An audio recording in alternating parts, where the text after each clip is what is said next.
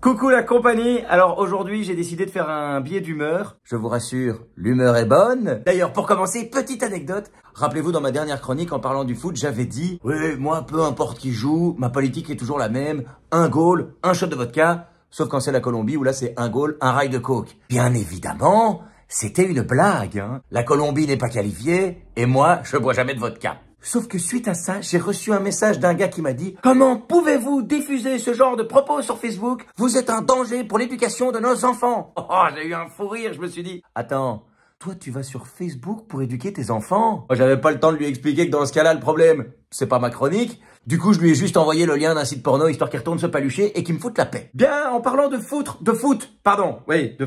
la Coupe du Monde. C'est encore long cette histoire. Même moi personnellement, je n'en peux plus. Dans la presse, 2 articles sur 3, ça parle de ça. Je regrette presque le Covid. Pour le moment, le seul truc que je trouve intéressant dans cette Coupe du Monde, c'est l'histoire du brassard One Love. Honnêtement, j'espérais qu'Eden Hazard le porte.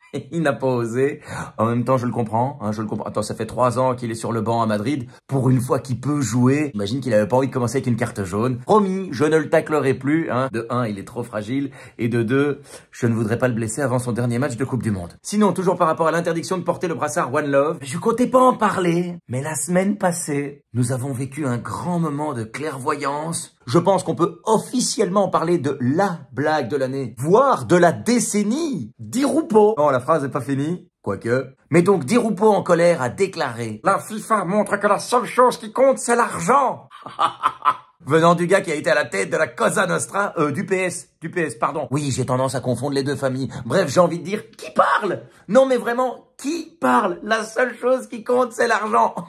Fallait oser.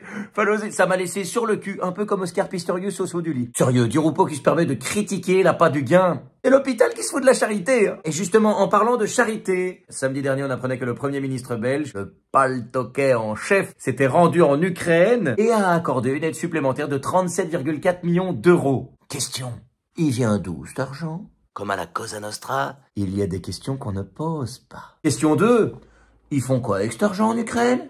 Voir la réponse de la question précédente. Attention, je ne dis pas qu'il ne faut pas les aider, mais bon, on avait déjà envoyé 2/3 de la guerre de Mons. Oui, 220 millions d'euros, ce qui n'est pas rien. Enfin, en tout cas, d'après RTL. Autrement dit, on a fait ce qu'on a pu avec les moyens qu'on n'a pas. Oui, je sais, c'est choquant. Je prends mes infos sur RTL. En même temps, au niveau finance, je préfère consulter des experts. Et il faut le dire, RTL, c'est la Champions League du budget foireux.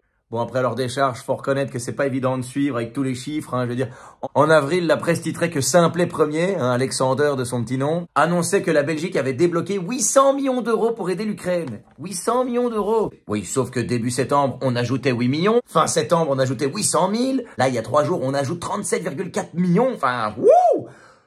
Putain, j'ai la tête qui tourne avec des chiffres comme ça dans la compta. Faut appeler Balkany. Il est pas disponible.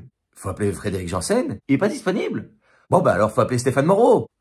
N'empêche, avec tout ce cirque, les Romains avaient peut-être raison en disant du pain et des jeux. Le problème, c'est que quand tu regardes les Diables Rouges, il n'y a pas vraiment de jeu. Quand tu regardes la gestion du pays, il n'y a plus vraiment de pain. Ah, je vous avais dit que l'humeur était bonne. Alors, elle est pas belle la vie?